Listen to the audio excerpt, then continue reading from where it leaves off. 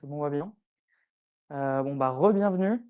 Je me représente, hein, je ne me suis pas présenté tout à l'heure. Moi, c'est Paul. Je suis, tech lead Flutter, à Theodo Apps je fais du Flutter déjà depuis tech lead depuis à peu près 1 an.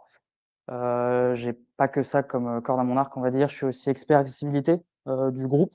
Avec, d'autres, on essaye de partager les meilleures pratiques tech, mais on essaie d'aller au-delà, produit, design, même vente, sur très large de l'accessibilité mobile, web, digitale en général.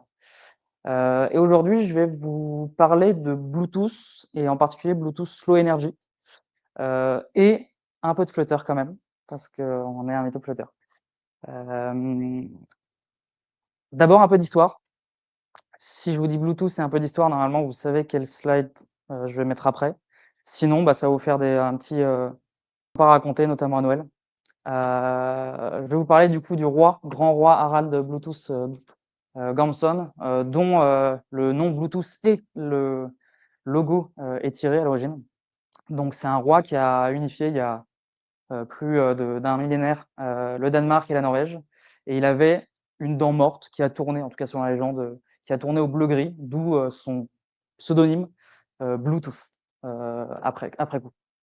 Et du coup, le logo Bluetooth est aussi tiré du coup des initiales de son prénom en danois, en l'occurrence, Ag la lettre Agal est bon, je saurais pas prononcer, donc je vais pas dire, mais ça ressemble à une croix ou je sais pas quoi et un B, et voilà le logo Bluetooth. On avance un peu, 1000 ans après, et on introduit le Bluetooth comme on le connaît aujourd'hui. Ça a été créé du coup en 1994 par une petite entreprise qui s'appelle Ericsson. Heu la norme Bluetooth ensuite a été créée par le Bluetooth Special Interest Group. C'est un groupe de gens qui s'aimaient bien, hem et qui ont voulu parler un peu de technologie, notamment de télécommunications. Donc Ericsson, Intel, IBM, Nokia et Toshiba à l'époque, et depuis il y a sûrement d'autres entités qui se sont joints au groupe. Le but du coup de cette technologie, c'était d'unifier les PC, mais en général tous les appareils, qu'on pouvait avoir, donc les cellulaires et cetera, par un lien sans fil à courte distance. Les missions principales aujourd'hui de ce groupe, il y en a plusieurs, mais c'est notamment de toujours écrire et améliorer les spécifications et standards qui existent donc sur le sujet, sur la technologie. Ils ont aussi un rôle de certification de produits Bluetooth, et aussi de promouvoir le Bluetooth, la technologie en elle-même, dans le monde et sur le marché. C'est quoi le Bluetooth? Parce que je vous ai parlé du Bluetooth un peu. On a un peu l'idée, vague, effectivement, le Bluetooth, c'est ce qui permet d'avoir nos écouteurs, ou notre casque. J'ai parlé d'une technologie, je vais me corriger un peu, c'est plutôt une norme de télécommunication. Derrière, en fait, c'est juste des ondes radio. J'ai mis un peu un comparatif pour vous dire qu'en fait, il y a pas grand-chose de différent par rapport à d'autres technologies qu'on pourrait connaître, si ce n'est que tout est différent parce que les plages de fréquences sont différentes, les puissances sont différentes, les débits sont différents, les portées sont différentes, et du coup, l'usage à terme va être forcément différent. Pour le Bluetooth, ça a été créé pour justement permettre la connexion entre appareils fixes et mobiles à courte distance. Le Wi-Fi, c'est ce qu'on connaît le plus en termes de normes de télécommunication, qui permet du coup, notamment de se connecter à internet et de créer des réseaux, locaux. Et sinon, une autre, ça vous parle peut-être si vous avez déjà un peu, fait de l'IoT, que ce soit chez vous ou même en industrie et cetera. Le Zigbee, c'est un autre protocole qui est largement utilisé, qui a une plus grande portée et surtout qui permet de faire des réseaux maillés auto-organisés. Donc pour l'IoT, c'est génial, et pour l'IoT et la domotique en général. Mais aujourd'hui, on va parler de Bluetooth quand même. Comme je vous l'ai dit, du coup, Bluetooth, c'est surtout, en fait, beaucoup de spécifications. Si vous allez sur le site bluetooth.com, en fait, vous allez vous noyer dans toutes les spécifications. En tout cas, en tant que développeur, c'est ça ce que c'est, en fait, le Bluetooth. C'est plein de spécifications, plein de normes, en fait, qui ont été écrites, amendées, et retravaillées au fur et à mesure des années, en fait, depuis près de 30 ans. J'ai essayé de me balader, mais j'ai pas vu encore, 0,1 des spécifications parce qu'il y en a vraiment trop. Heu Du coup, aujourd'hui, je vais vous parler d'une partie, une norme spécifique du Bluetooth, qui est le Bluetooth Low Energy, heu, son petit nom, le BLE. Ça a été introduit du coup en 2009, initié par Nokia, au départ sous le nom de Wibri en 2006. L'idée, c'était de reprendre ce qui était cool du Bluetooth, en modifiant un peu les propriétés, on va dire, c'est-à-dire vraiment réduire la consommation réduire et donc du coup, en fait, tout est lié. Réduire la consommation, du coup, réduire la taille de la batterie, réduire le coût forcément de création et d'achat, et augmenter aussi la compatibilité des appareils qui ne pouvaient pas tous, respecter la norme Bluetooth. Hem, donc il y a Nokia qui crée du coup commence à bidouiller son Webry et en fait, on se rend compte que, bah, on peut quand même respecter la norme Bluetooth et pour faire du Bluetooth Low Energy et donc finalement, c'est une sous-norme du Bluetooth, d'où la dualité possible entre Bluetooth classique et BLE. C'est ce qui fait qu'aujourd'hui, la plupart de nos appareils comme vos téléphones vont à la fois pouvoir communiquer en Bluetooth classique et Bluetooth Low Energy. Un peu de sujet technique, je ne vais pas rentrer trop dans le détail, mais c'est important, c'est pourquoi j'ai commencé à m'intéresser à ça. On va voir après avec mon exemple Flutter, parce qu'on est là pour ça. Mais sauf que pour faire une feature en Flutter qui fonctionne, va falloir comprendre un peu des principes de base du Bluetooth Low Energy. Donc quand on fait une communication Bluetooth, il y a un principe, d'esclave et de maître, avant de se connecter.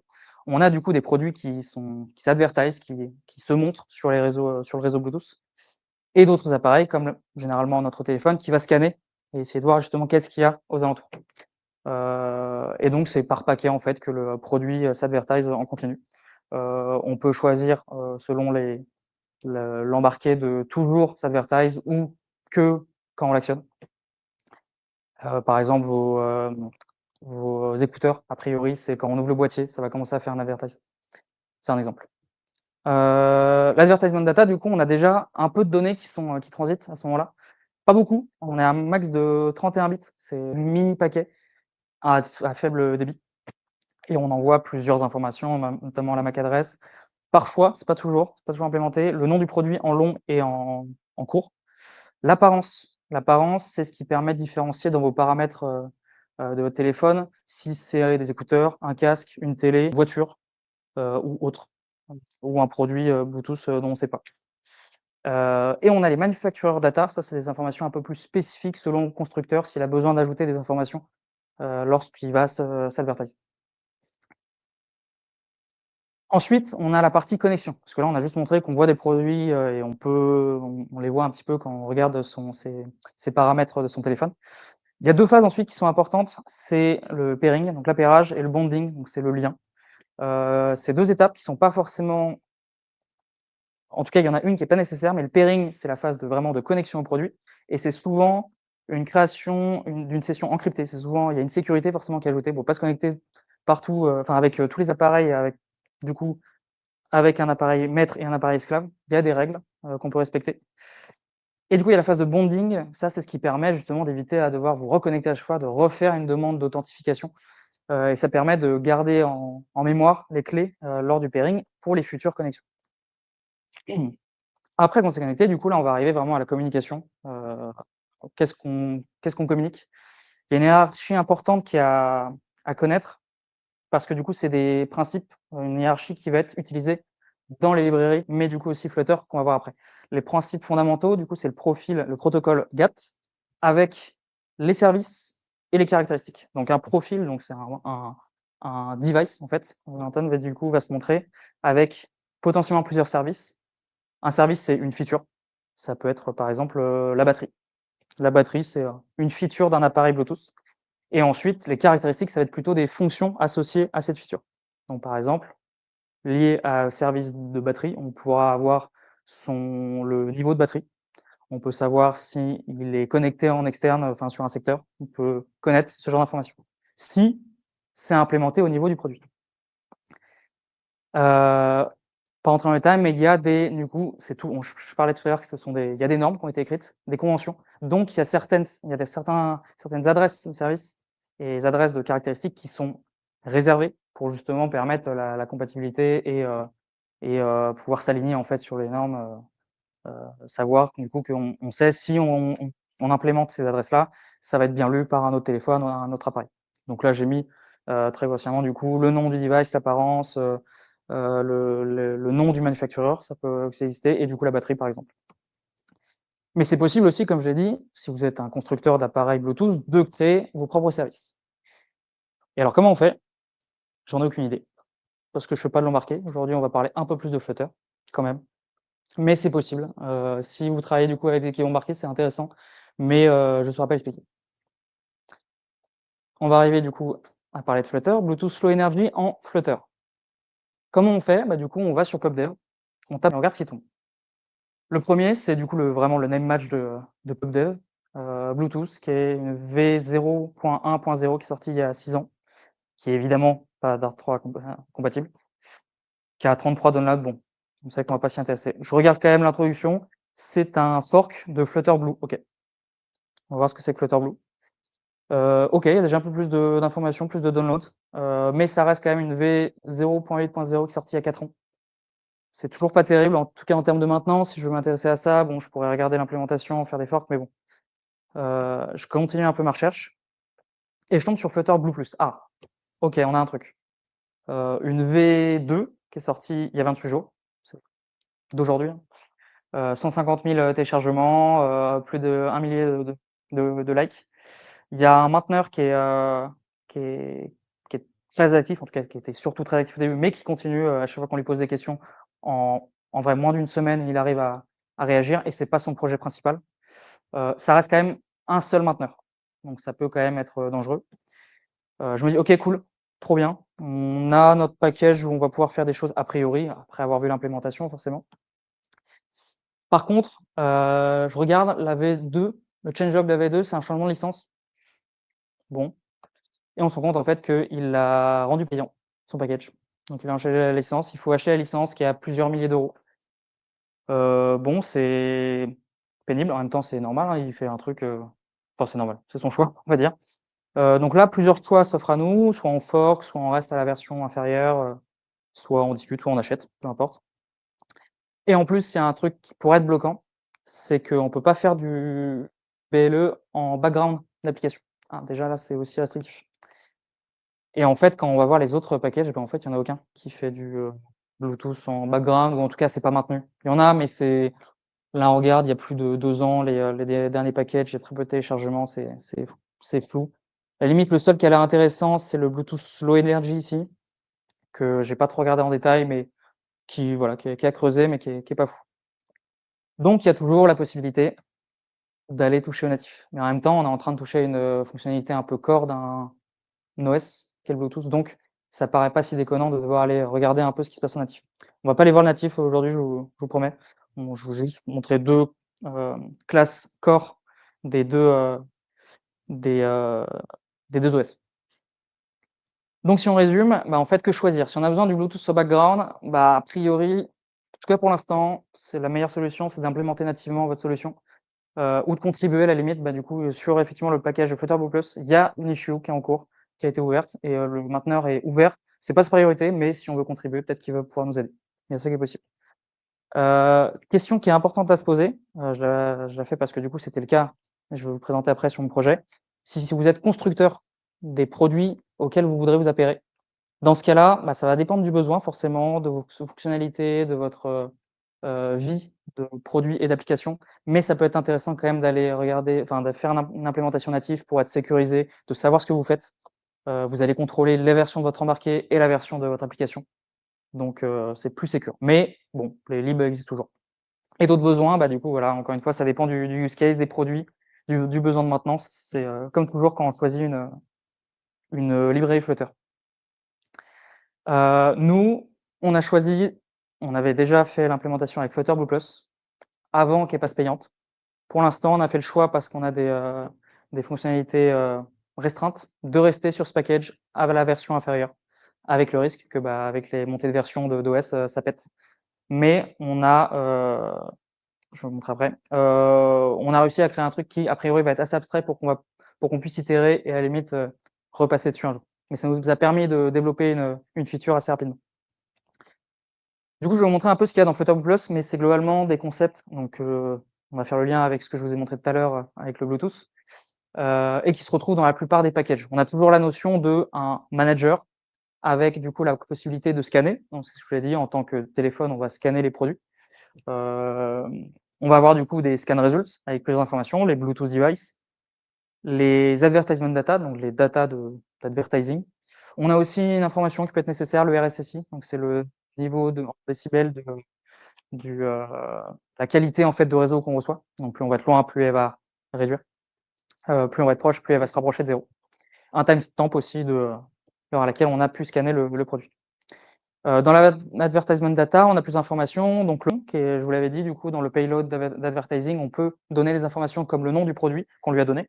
On a l'apparence, là déjà on voit une restriction qui n'est pas spécifique à la librairie, qui est spécifique à, iOS, en tout cas, la librairie native d'iOS.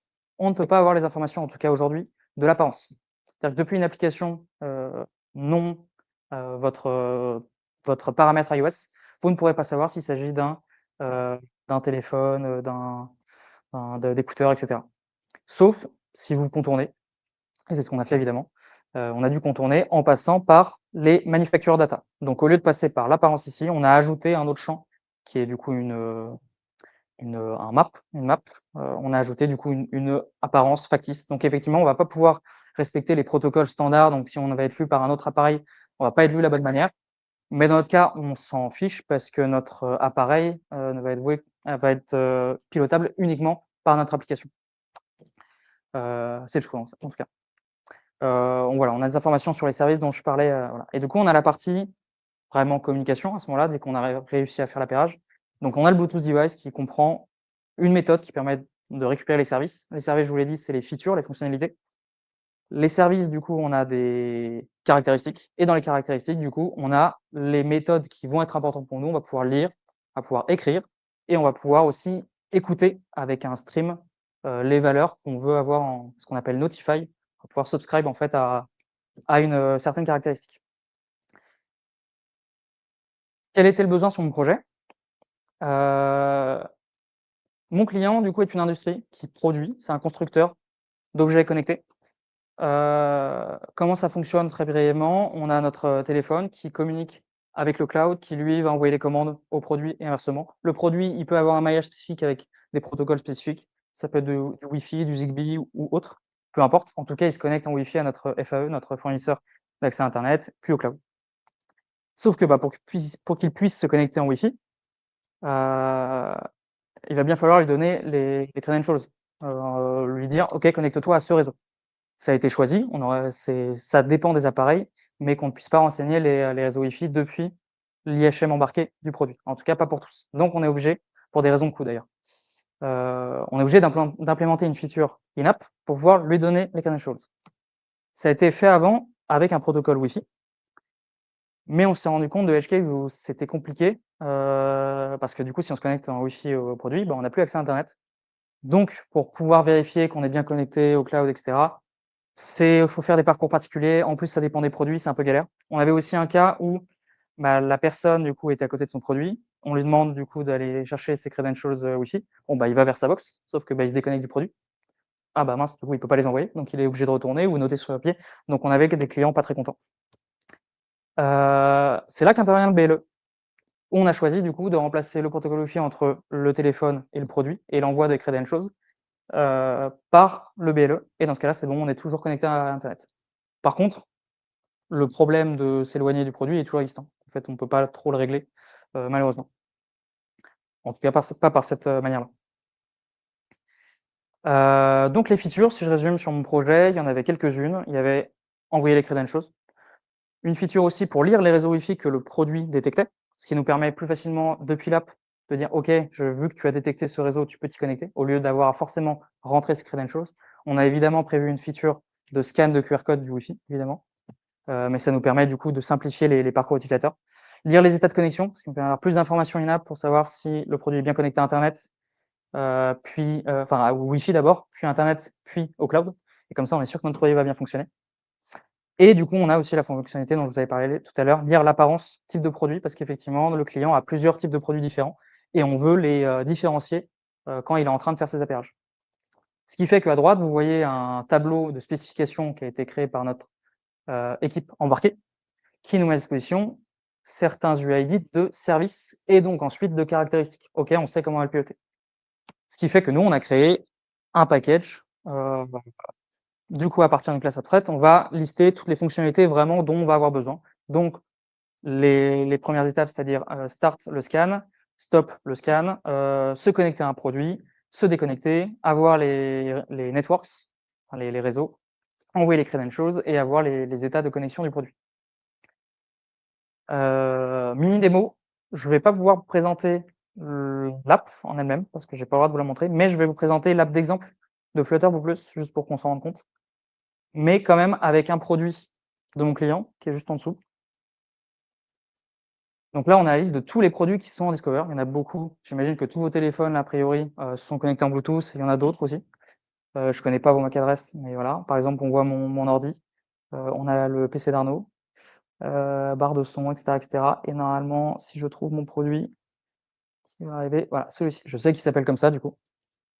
Donc je me connecte. On est connecté. Là, c'est ce que je vais faire. Je vais récupérer les services. Ce que je vous ai dit, c'est qu'il y a des services qui sont connus, standards, et généralement, en fait, quand on achète on se base sur, du coup, un produit Bluetooth qui existe déjà, notamment là, le client a acheté des puces, ESP32, si ça parle aux gens qui font de l'IoT. C'est un truc assez classique et qui implémente déjà quelques services, notamment, celui-ci dont je vous présentais dans le tableau, qui permet d'avoir le nom, heu, quoi d'autre? Ça, je sais plus ce qu'il fait, mais voilà, on peut lire plein de choses, subscribe, et cetera. Et là, on a des caractéristiques spécifiques, donc c'était mon grand tableau tout à l'heure, donc vraiment constructeur, qui implémente pas mal de choses. Je vous parlais du coup de la partie appairage, c'est ce qui arrive là, ce qui était pas le cas pour les autres parce qu'on n'est pas obligé d'implémenter des features de sécurité, à l'appairage du produit, mais en l'occurrence là, le client l'a fait. Donc on peut s'associer et on va pouvoir lire du coup les caractéristiques jusqu'à ce qu'on se déconnecte, du produit. Voilà, j'ai un write, mais je vais pas le write parce que du coup, si j'envoie n'importe quoi au produit, soit il va péter, soit il va m'en renvoyer une erreur, donc je vais pas le faire. Évidemment, du coup, ça, toute cette logique-là est abstraite et il y a des règles métiers, du coup, qui ont été implémentées dans notre package Flutter qui utilise, lui, Flutter Blue+. Là, c'est une couche, très large et qui permet de lire tous les produits et voilà, faut bien voir qu'il y a besoin de savoir ce que fait le produit, heu et quelles sont ses caractéristiques et ses services pour savoir ce qu'on va pouvoir lui envoyer et qu'est-ce qu'on va lire de lui, évidemment. Voilà pour la mini démo. Petit Rex et conclusion. Hem, pour avoir touché au Bluetooth, en tout cas en Flutter, j'ai l'impression que c'est obligé forcément de toucher au natif parce que là, je vous ai pas encore parlé du sujet de permission, d'activation du Bluetooth, et cetera, qui est un gros sujet. Si vous avez déjà fait, par exemple, des features de géolocalisation, c'est un peu la même chose. Entre iOS et Android, on va forcément avoir des différences, entre le background et le foreground, si on a refusé une fois, c'est toujours refusé, il va falloir guider l'utilisateur dans les paramètres système, et cetera. Donc ça fait des features implémentées qui sont bien différentes. On a vu qu'il y avait quelques différences aussi entre iOS et Android, l'histoire de l'apparence, l'histoire aussi de on peut pas, tant qu'on n'a pas accepté l'autorisation Bluetooth, selon iOS et Android, on peut quand même savoir si le Bluetooth est activé ou non. Donc on va pas pouvoir scanner ou se connecter à des produits, mais on va quand même pouvoir voir l'état, sur l'état Bluetooth. Ça, c'est vrai, si je me trompe pas, en iOS et c'est pas vrai sur Android. Ou inversement, c'est pas grave. Et aussi, ça dépend vraiment de votre use case. En l'occurrence, moi, j'étais dans un cas très précis où mon client était constructeur. Il crée un produit avec quelques fonctionnalités qui sont pas vouées à beaucoup évoluer. Donc on a la main quand même sur les fonctionnalités qu'on va pouvoir maîtriser. Donc le le développement est assez facile, assez rapide au départ et en plus, tant qu'on a les compétences natives, ensuite on peut migrer, progressivement pour avoir soit notre propre package, soit fork, ce qui est l'existant, soit contribuer à d'autres libs, open source. Heu, c'est fini. Merci beaucoup.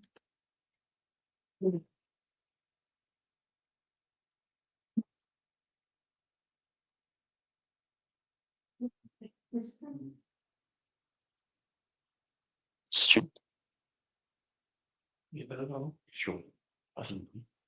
bravo, pour avoir travaillé un peu avec, je sais que c'est c'est pas forcément joyeux. Hem, je vois la taille du boulot que tu as fait, c'est énorme. Petite question, quelle est-ce que tu sais, bon peut-être que tu as pas le droit de le dire, mais sur quelles caractéristiques tu as bossé et qu'est-ce que ça permettait de faire? Alors, je peux le dire sans rentrer dans le détail. En fait, moi, j'ai travaillé sur une seule caractéristique qui est enfin une seule, non, plusieurs, une liste de caractéristiques, celle du tableau que je vous ai montré, qui de toute façon, vous pouvez les lire, ça change rien. Si vous avez pas de produit de mon client, de toute façon, vous saurez pas ce que ça fait.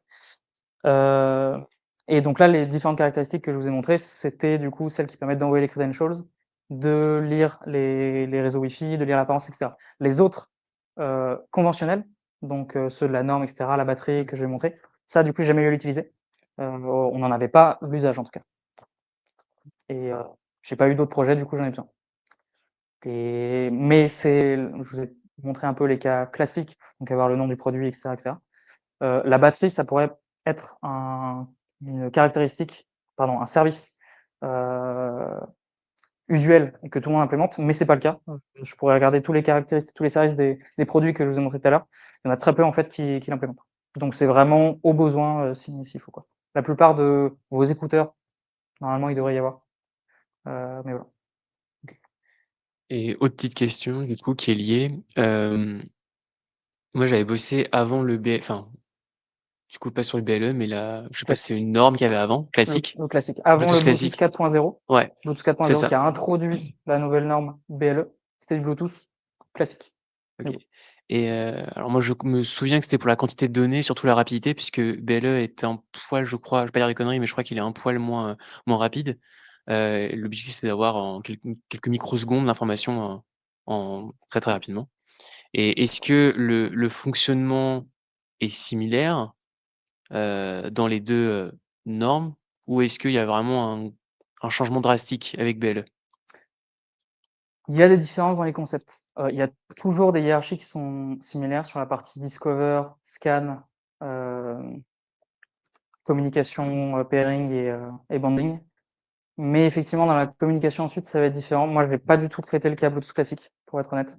J'ai vraiment fait du BLE et il y a effectivement les différences dont tu as évoqué, en fait, effectivement, on minimise au minimum le paquet, les paquets, et ce qui change aussi beaucoup, c'est au niveau de l'implémentation de l'embarqué où en fait, contrairement au Bluetooth classique, le BLE, les produits qui implémentent le BLE vont quasiment toujours être éteints, en fait. Ils vont juste se réveiller de temps en temps pour envoyer de la donnée et se rééteindre parce que c'est voué à être des trucs très, ponctuels, on va dire.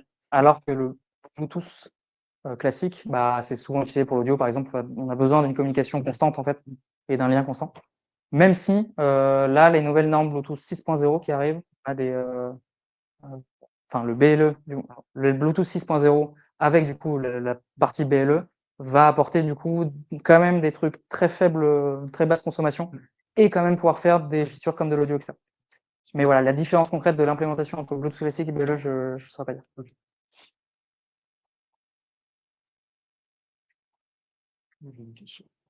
J'ai une question sur, le fonctionnement du Bluetooth. Au niveau du scan, est-ce qu'il y a des limites de quantité de scan, en fait? Est-ce que c'est un scan constant ou c'est ponctuel? Un scan constant ou ponctuel? Bah, alors le scan, en tout cas, tu peux définir une, durée de scan, de timeout. C'est bon? Non, c'est bon. Ouais. Donc tu peux, ouais, en fait, ton device, en fait, si tu veux, il va scan tant que tu lui dis de scanner. En l'occurrence, Flutter Plus, du coup, il met à disposition 2 méthodes, le start scan et stop scan, qui par défaut, du coup, a un timeout qui s'arrête de, scanner au bout de 15 secondes et tu peux le changer. Nous, côté app, je crois qu'on a mis 3 minutes parce qu'on avait peur que les utilisateurs, ils attendent, en fait, ils savent pas quoi faire. Heu et en quantité de device, reconnaissable, bah, ça va dépendre, en fait, de ta mémoire, du téléphone, j'imagine, ce que OK, tu peux avoir. Mais on voit que c'est des quantités de données quand même qui sont assez faibles. Donc tu peux en avoir une palanquée quand même, surtout avec nos appareils actuels, quoi. OK, et je demandais ça parce que, en essayant de faire un petit peu de Wi-Fi avec Flutter, il y a une limite par, le système, de 4 requêtes de scan, toutes les minutes, je crois, Ah! OK. par exemple. OK, donc tu veux dire oui, pardon, j'avais pas compris la question, du coup, en nombre de scans. Ouais, J'ai pas vu de limite de scan. J'ai pu spammer moi sur toutes les tests que j'ai fait, il y avait pas de limitation là-dessus. OK. J'imagine que ça va être une question de limiter les interférences et cetera avec le Wi-Fi. Faut peut-être faire plus attention avec les réseaux Wi-Fi que les réseaux Bluetooth, peut-être. OK, J'ai pas la raison. bah, merci.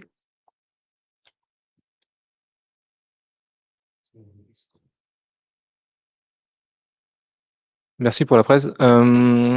Tu parlais là de décibels là pour savoir les distances, du problème là quand le client s'éloigne de la borne et du coup que ça déconnecte. Est-ce que du coup via les décibels, vous pouvez pas prévenir le client en disant: «Attention, là vous êtes trop éloigné, si vous continuez, vous êtes déconnecté»? Carrément une feature qu'on pourrait implémenter, qu'on n'a pas implémentée, OK. qu'on pourrait. Et il y a un ancien projet, alors c'était il y a longtemps, on avait essayé de faire de la triangulation, mais c'était pas via le Bluetooth, c'était via une autre technologie, pareil sans fil. Est-ce que tu penses qu'aujourd'hui, via 3 appareils Bluetooth ou plusieurs appareils Bluetooth un peu disposés partout dans la pièce et un téléphone, on pourrait savoir à peu près où est la personne? Ou c'est pas assez Au sein d'une précis? pièce, du coup? Au sein d'une pièce, ouais, imaginons on embrasse 4, 5, 6 là, avec le téléphone du coup. Ouais. Ouais. Sans activer effectivement la localisation GPS, je crois qu'effectivement c'est les appareils Bluetooth, ouais. Ouais, nous on a fait des beacons, mais c'était il y a 10 ans et c'était pas très précis. C'est pas très précis, mais tu as l'ultra wideband maintenant qui permet d'être beaucoup plus précis. D'accord. Parce que le Bluetooth, en fait, les réglages vont être très différents selon. Bah, avec le Bluetooth, les réglages vont être très différents à faire selon l'environnement. Ce sera pas du tout la même chose en extérieur ou en intérieur, dans des grands espaces ou en intérieur dans des espaces très, très petits. Et du coup, l'ultra wideband est fait pour ça. Tu peux facilement localiser. Du coup, je sais pas si c'est le Bluetooth classique ou le Bluetooth Low Energy qui est, à mon avis, c'est le Bluetooth classique. Je sais plus. C'était des beacons, ça? Ah, on disait des beacons. J'ai oublié c'était juste pour je crois que c'était pour les conférences et tout ça. Pendant les grandes conférences, et on mettait quand je des similaires, et ils arrivaient à faire un système de GPS dans un bâtiment. Alors, si tu n'utilisais pas du coup le site, évidemment, ma boîte m'a vendu. Je me souviens qu'il y a un projet aussi dans mon école, et c'était du Wi-Fi, il me semble, qu'ils utilisaient dans les bâtiments ouais, de l'école. Pardon? Laura aussi. Laura? Laura. À la lumière. Non, c'est le nom de Encore plus basse que que l'onde radio? C'est du LoRa dans les bâtiments. Laura? Non. Non. Pardon? Similaire aux Zigbee, les protocoles. Laura, peut-être. Je connais pas du tout Laura. J'avoue, j'ai pas mis parce que j'ai mis ceux qui concernaient mon client, en fait. Wi-Fi, Bluetooth et Zigbee. Ouais, sinon tu as testé le flotteur actif BLE de Philips? Non. Mais j'ai pas vu ce package nulle part. Il est. En V5, il est sur pod dev, ouais. Ok. Bah, je l'ai pas vu. En tout cas, je l'ai pas bien grippé, en tout cas. Il est bien?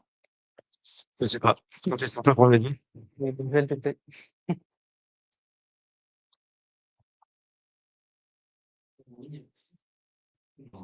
Question en ligne. Ok, question en ligne. Merci. Merci beaucoup.